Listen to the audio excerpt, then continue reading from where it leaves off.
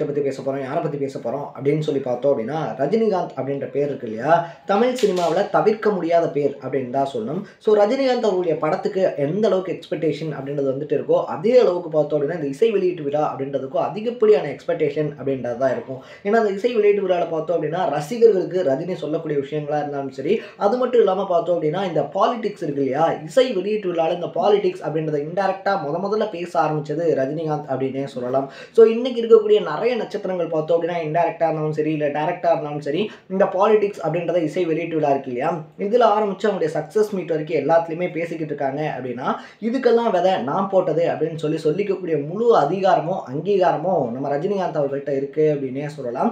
So இந்த மாதிரி அவருடைய ப்ரெஸ் மீட்டாக இருந்தாலும் சரி, இல்லைனா சக்ஸஸ் மீட்டாக இருந்தாலும் சரி, குறிப்பாக இசை வெளியீட்டு விழாவாக இருந்தாலும் சரி, இது எப்படா நடக்கும் அப்படின்னு சொல்லி எல்லாருமே எக்ஸ்பெக்ட் பண்ணுவாங்க. ஏன்னா இந்த டைம் தலைவர் இருக்கார் இல்லையா, நமக்கு என்ன சொல்ல போகிறாரு அப்படின்னு சொல்லிட்டு. பட் முதல் டைமாக பார்த்தோம் அப்படின்னா ரஜினி மேலே அதிகப்படியான விமர்சனம் அப்படின்றத வாரி குவிச்ச ஒரு இசை வெளியீட்டு விழா அப்படின்னு சொல்லி பார்த்தோம்னா ஜெயிலர் திரைப்படத்தினுடைய இசை வெளியீட்டு விழா இருக்கு இல்லையா, அதுதான் அப்படின்னே சொல்லணும். ஏன்னா ஜெயிலரை பொறுத்த வரைக்குமே பார்த்தோம் அப்படின்னா நெல்சன் ஆல்ரெடி பார்த்தோம்னா விஜய் இருக்கார் இல்லையா, விஜய்க்கு ஒரு ஃப்ளாப் படம் அப்படின்றத வந்துட்டு கொடுத்துருக்காரு. பட் அதை தாண்டியுமே தலைவர் பார்த்தோம் அப்படின்னா அவரை நம்பி ஒரு படம் அப்படின்றத வந்து கொடுத்துருக்காரு. ஸோ இந்த இசை வெளியீட்டு விழாவில் என்ன மாதிரி சொல்ல போகிறாரு, என்ன மாதிரி பேச போகிறாரு அப்படின்னு சொல்லி எல்லாருமே எக்ஸ்பெக்ட் பண்ணிக்கிட்டு இருக்கும்போது தான் நான் ஒரு குட்டி கதை சொல்கிறேன் அப்படின்னு சொல்லிட்டு காக்கா கழுகு அப்படின்னு சொல்லி ஒரு கதையை சொல்லியிருந்தாரு. ஸோ அந்த கதையை சொல்லி முடிச்சதுக்கு அப்புறமா பார்த்தோம் அப்படின்னா முழுக்க அந்த இசை வெளியீட்டு விழா இருக்கு இல்லையா, அது ரஜினிகாந்த் அவர்களுக்கு நெகட்டிவாக பேக் ஃபயர் ஆச்சு அப்படின்னு தான் சொல்லணும். ஸோ அந்த காக்கா கழுகு கதையில் பார்த்தோம் அப்படின்னா காக்கா அப்படின்னு சொல்லிட்டு விஜய் இருக்கார் இல்லையா, விஜய் தான் வந்துட்டு ரஜினிகாந்த் சொல்கிறாரு அப்படின்னு சொல்லிட்டு உட்காந்து பேசாத ஊடகவியலாளர்களே கிடையாது அப்படின்னே சொல்லலாம், இன்க்ளூடிங் மீ ஆல்சோ. நான் மட்டும் உத்தம அப்படின்லாம் சொல்ல வரல.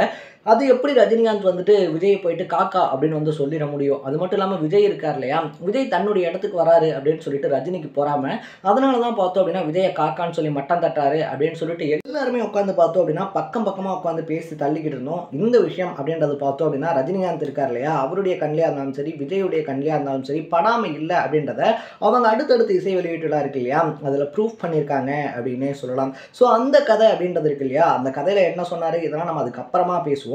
பட் அந்த கதையை சொன்னதுக்கு அப்புறமாவே அந்த கதையில் வரக்கூடிய காக்கா அப்படின்றத விஜய் தான் சொல்றாரு அப்படின்னு சொல்லிட்டு நான் அப்படி நினைச்சு சொல்லலன்னு சொல்லி லால் சலாம் படத்தினுடைய திரைப்பட வெளியீடு விழா இருக்கு இல்லையா, அதனுடைய இசை வெளியீட்டு விழால நான் விஜய் நினைச்சு சொல்ல கிடையாது அப்படின்னு சொல்லி அவர் சொல்லியிருக்காரு. அவர் ஏதோ ஒன்று நினைச்சு சொல்ல, அதை பார்த்தோம் அப்படின்னா இங்க இருக்கக்கூடிய எல்லாருமே அவர் விஜய் தாம்பா சொல்றாரு அப்படின்னு சொல்லிட்டு அவர் மேல வன்மம் அப்படின்றத கக்கியிருந்தோம் அப்படின்னே சொல்லலாம். ஸோ இது விஜயுமே பார்த்தோம் அப்படின்னா லியோ இருக்கு இல்லையா, லியோவினுடைய இசை வெளியீட்டு விழால இந்த காக்கா கதை கலை அப்படின்றத மீன் பண்ற மாதிரி பார்த்தோம் அப்படின்னா ஒரு விஷயம் அப்படின்றத பேசி. அது மட்டும் இல்லாமல் லியோ படத்திலேயே பார்த்தோம் அப்படின்னா அவர் கையில் கழுகு வந்து உட்கார்ற மாதிரி ஒரு சீன் அப்படின்றது இருந்துச்சு அப்படின்னே சொல்லலாம். ஸோ இதன் மூலியமா பார்த்தோம் அப்படின்னா விஜய் விசஸ் ரஜினிகாந்த் அப்படின்னு சொல்லி ஒரு பனிப்போர் ஓயாமல் போய்கிட்டே இருந்துச்சு அப்படின்னு தான் சொல்லணும். ஸோ நான் ஆரம்பித்த சர்ச்சை இருக்கு இல்லையா, அதை நானே முடிச்சு வைக்கிறேன் அப்படின்ற மாதிரி நம்ம சூப்பர் ஸ்டார் தலைவர் ரஜினிகாந்த் பார்த்தோம் அப்படின்னா லால் சலாம் படத்தினுடைய இசை வெளியீட்டு விழாவில் அந்த கிளாரிட்டி அப்படின்றத கொடுத்துருக்காரு. அது மட்டும் இல்லாமல் அந்த கிளாரிஃபிகேஷன் அப்படின்றத பக்காவாக பண்ணியிருக்காரு அப்படின்னு சொல்லலாம். ஸோ நான் வந்துட்டு இந்த விஷயம் இருக்கு இல்லையா, நான் இந்த கதை அப்படின்றத வந்து சொல்லும்போது விஜயை தான் நினச்சி சொன்னேன் அப்படின்லாம் கிடையாது. நான் எப்பயும் போல கதை அப்படின்றத தான் சொன்னேன். பட் எல்லாருமே பார்த்தோம் அப்படின்னா விஜயை சொல்லிட்டேன் அப்படின்னு சொல்லி நினச்சிக்கிட்டு இருக்காங்க. நான் வந்துட்டு அப்படி விஜயை நினச்சி சொல்ல கிடையாது. விஜய் இருக்கார் இல்லையா, நான் படங்கள் அப்படின்றதெல்லாம் நடிச்சுக்கிட்டு இருக்கும்போது சின்ன பையனா என்கிட்ட அறிமுகமான ஒரு பையன் தர்மத்தின் தலைவன் இந்த படம்லாம் நடிச்சுக்கிட்டு இருக்கும்போது பார்த்தோம் அப்படின்னா எஸ்ஏசி இருக்கார் இல்லையா, விஜயனுடைய அப்பா, என்கிட்ட கூப்பிட்டு வந்துட்டு இவருக்கு சினிமாவில் அதிகப்படியான இன்ட்ரெஸ்ட்லாம் இருக்குங்க, ஃபர்ஸ்ட் படிக்க சொல்லுங்கள், படித்ததுக்கு அப்புறமா நடிக்கலாம்னு சொல்லி அட்வைஸ் பண்ணுங்க அப்படின்னு சொல்லி சொன்னார். நானும் அதே மாதிரி சொன்னேன். அதுக்கப்புறமா விஜய் பார்த்தோம் அப்படின்னா திரைத்துறைக்குள்ள வந்தார், நிறைய கஷ்டங்கள் அப்படின்றதெல்லாம் பட்டார். அதுக்கப்புறமா அவருடைய சின்சியாரிட்டி, டிசிப்ளின் இருக்கு இல்லையா, டிசிப்ளின் ப்ளஸ் ஹார்ட் ஒர்க், இதனால தான் இந்த இடம் அப்படின்றதுக்கு வந்து சேர்ந்திருக்காரு. ஸோ நான் அவரை நினச்சி சொல்லலை, அவரை தான் சொன்னேன் அப்படின்னு சொல்லிட்டு பகிரப்படக்கூடிய விஷயங்கள் இருக்கு இல்லையா, அது உண்மையாகவே எனக்கு மன கஷ்டத்தை தருது அப்படின்னு சொல்லிட்டு என்ன அவரோட கம்பேர் பண்ணுறதா இருந்தாலும் சரி, இல்லை அவரை நான் இருக்கார் இல்லையா அவரை என்னோட கம்பேர் பண்ணுறதா இருந்தாலும் சரி, அது எங்கள் ரெண்டு பேர்த்துக்குமே மரியாதை தரக்கூடிய விஷயம் கிடையாது. ஸோ இந்த காக்கா கழுகு அப்படின்ற பிரச்சனை இருக்கு இல்லையா, அதை இதோட ரெண்டு பேரோட ஃபேனுமே பார்த்தோம் அப்படின்னா நிறுத்திக்கோங்க அப்படின்னு சொல்லிட்டு ஜெயிலர் படத்தில் ஆரம்பித்த அந்த இஷ்யூ அப்படின்றத லால் சலாம் படத்தினுடைய இசை வெளியீட்டு விழா இருக்கு இல்லையா, அதில் ரஜினிகாந்த் அவர்களே முடிச்சு வச்சிருக்காரு அப்படின்னே சொல்லலாம். ஸோ ஒரு பக்கத்தில் பார்த்தோம் அப்படின்னா அப்போ தலைவர் எதுவுமே நினச்சி சொல்லப்பா, இந்த மீடியாக்கள் இருக்காங்க இல்லையா, அவங்க தான் பார்த்தோம் அப்படின்னா ரொம்ப பெருசாக இதை ஊதிட்டாங்க அப்படின்னு சொன்னாலும் கூட இன்னொரு பக்கத்தில் பார்த்தோம் அப்படின்னா அவர் சொன்னதெல்லாம் அதை மீன் பண்ணி தாங்க. பட் அவருடைய இத்தனை வருஷ கேரியர் அப்படின்றதுல சோஷியல் மீடியாவுடைய பவர் இருக்கு இல்லையா, அது என்ன அப்படின்றத இப்போ தான் ஃபஸ்ட் டைமாக பார்க்குறாரு. ஸோ நமக்கு எதிராக இவ்வளோ பேர் திரண்டு பேசுகிறாங்க, இவ்வளோ பெரிய விஷயம் அப்படின்றது பெருசாக்கப்படுது அப்படின்ற பட்சத்தில் நம்ம இதை ஏதாவது சொல்லி நிப்பாட்டியே ஆகணும் அப்படின்றதுனால தான் பார்த்தோம்னா நான் மீன் பள்ளி சொல்லலை அப்படின்னு சமாளிச்சிருக்காரு. பட் அவர் குறிப்பிட்டு சொன்னது விஜய் தான் அப்படின்னு சொல்லிட்டு வழக்கம் போல் பார்த்தோம் அப்படின்னா ஒரு தரப்பினர் இப்படியும் ஒரு தரப்பினர் அப்படியுமே இந்த விவாதம் அப்படின்றத தொடர்ந்து பண்ணிக்கிட்டே இருக்காங்க. இதில் நம்ம இன்னைக்கு இந்த விஷயத்தில் எதை பற்றி பேச போகிறோம் அப்படின்னு பார்த்தோம் அப்படின்னா எந்த ஒரு ஹீரோவாக இருந்தாலுமே அவங்க லெவலுக்கு ஒரு ஹீரோ வரும்போது அந்த அக்செப்டன்ஸ் இருக்கு இல்லையா, அது கம்மியாக தான் இருக்கும். அது நம்ம ரஜினிகாந்துக்கு கிடையாது, விஜய்க்கும் இருக்குது, விஜய் ரசிகர்களுக்கும். அதே மாதிரி பார்த்தோம் அப்படின்னா எம்ஜிஆருக்கும் இருந்துச்சு, எம்ஜிஆர் ரசிகர்களுக்குமே இருந்துச்சு. எம்ஜிஆர் ஒரு ரொம்ப பெரிய பீக் அப்படின்றத இருக்கும்போது தான் பார்த்தோம் அப்படின்னா ரஜினிகாந்த் அப்படின்னு ஒரு பையன் உள்ள வரான்.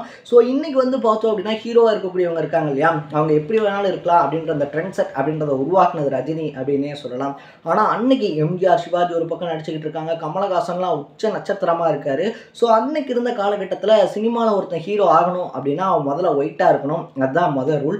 ரெண்டாவது பார்த்தோம் அப்படின்னா கலையாத தலைமுடி இருக்கணும், மிடுக்கான ட்ரெஸ் போட்டிருக்கணும் அப்படின்னு சொல்லிட்டு எக்கச்சக்கமான அணிவகுக்கப்பட்ட விதிமுறைகள் அப்படின்றதெல்லாம் இருந்துச்சு. அதெல்லாம் யார்கிட்ட இருக்கோ அந்த பையன் தான் ஹீரோ ஆக முடியும், அந்த பர்சனாலிட்டி தான் ஹீரோ ஆக முடியும் அப்படின்னு இந்த விதிமுறை எல்லாத்தையுமே அடித்து நொறுக்கிட்டு கருப்பாக இருக்கக்கூடிய ஒருத்தன் சினிமாக்குள்ளே சாதிக்கிறான் அப்படின்னே சொல்லலாம். கருப்பாக இருக்கக்கூடிய அந்த பையனை பார்த்தோன்னே எல்லாருக்குமே தங்களை மாதிரியே தங்க கூட இருக்கக்கூடிய ஒருத்தன் அந்த சினிமாவில் ஜெயிக்கணும் அப்படின்ற ஆசை வருது.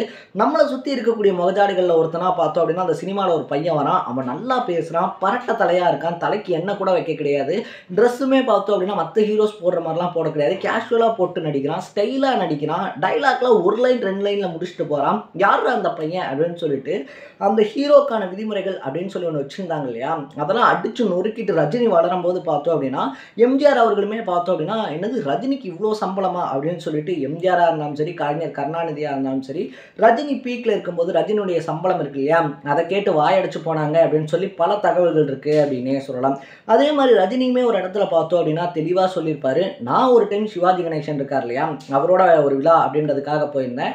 அங்கே திடீர்னு பார்த்தோம் அப்படின்னா எனக்கு ரொம்ப பெரிய வரவேற்பு அப்படின்றத கொடுத்தாங்க. எனக்கே ஒரு மாதிரி ஆயிடுச்சு, என்னன்னா என் கூட வரக்கூடிய நடிகர் திலகம் சிவாஜி கணேசன், அவரை விட்டுட்டு எனக்கு இவ்வளோ பெரிய வரவேற்பு தரீங்களே அப்படின்னு சொல்லும்போது அப்போ நடிகர் திலகம் சொன்னார், இது உன்னோட டைம்.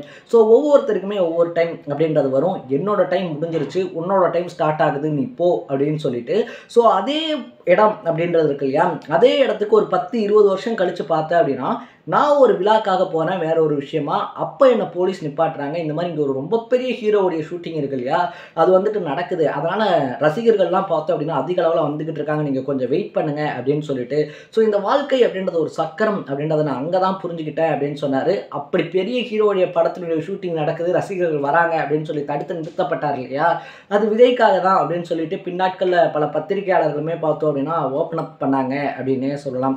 ஸோ இந்த சினிமா அப்படின்றத பொறுத்த வரைக்குமே பார்த்தோம் அப்படின்னா ரஜினி அப்படி பேசினது தப்பா அப்படின்னு கேட்டோம்னா அவர் பேசினது தப்பான விஷயம் தான், இல்லை அப்படின்லாம் சொல்ல. பட் அதை ரஜினி மட்டும்தான் பண்ணாரா அப்படின்னு கேட்டோம்னா கண்டிப்பாக கிடையாது.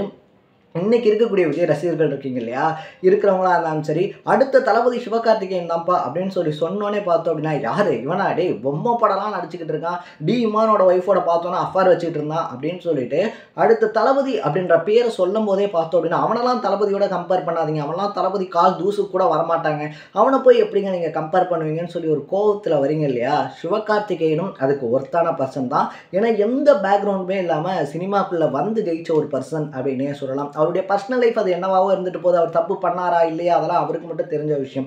பட் இங்கே சிவாஜி கணேசனையாக இருந்தாலும் சரி, எம்ஜிஆராக இருந்தாலும் சரி, ரஜினி கமலையாக இருந்தாலும் சரி, இல்லை இப்போ இருக்கக்கூடிய சிவகார்த்திகேயன் விஜய் சேதுபதியாக இருந்தாலும் சரி, தனுஷ் சிம்புவாக இருந்தாலும் சரி, இவங்க எல்லாத்தையுமே நம்ம ரசிக்கிறதுக்கான ஒரே காரணம் என்ன தெரியுமா, நம்மளை மாதிரி அடிப்பட்டு கீழே இருந்து வந்து சினிமானா என்னன்னு தெரியாமல் சினிமாவில் சாதிக்கணுன்ற ஆசையோட உள்ள வந்து பல நாட்கள் அவங்களுடைய வாழ்க்கை இருக்கு இல்லையா, போதுண்டா சினிமாவே வேணாம் அப்படின்னு தோணக்கூடிய அளவுக்கு கஷ்டங்கள் அப்படின்றத கொடுத்துருந்தாலும் கூட இல்லை நான் சினிமாவில் ஜெயிச்சே ஆகணும் அப்படின்ற அளவுக்கு பார்த்தோம் அப்படின்னா மறுபடியும் போராடி தான் அந்த இடம் அப்படின்றத பிடிச்சிருக்காங்க. ஸோ அவங்கள பார்க்கும்போது நமக்கு ஒரு மோட்டிவேஷன் ஆகுது, அந்த மோட்டிவேஷன் தான் பார்த்தோம் அப்படின்னா நமக்கு அவங்கள பிடிக்க ஆரம்பிக்குது, நம்ம அவங்களுடைய ரசிகனாக மாற ஆரம்பிக்கிறோம். ஸோ இந்த காக்காக்களுக்கு அப்படின்ற பிரச்சனை இருக்கு இல்லையா, ரஜினி சொன்ன விஷயம் அப்படின்றது பார்த்தோம் அப்படின்னா தப்பான ஒரு விஷயம் தான். பட் அவர் நான் விஜயை மீன் பண்ணி சொல்லலை அப்படின்னு அந்த சர்ச்சை அப்படின்றதுக்கு முற்றுப்புள்ளி வச்சுட்டாரு.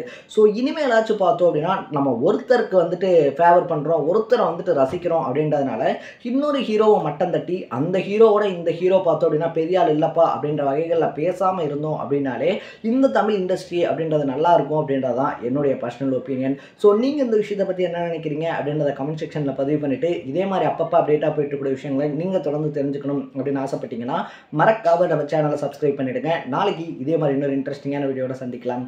Tata, bye by.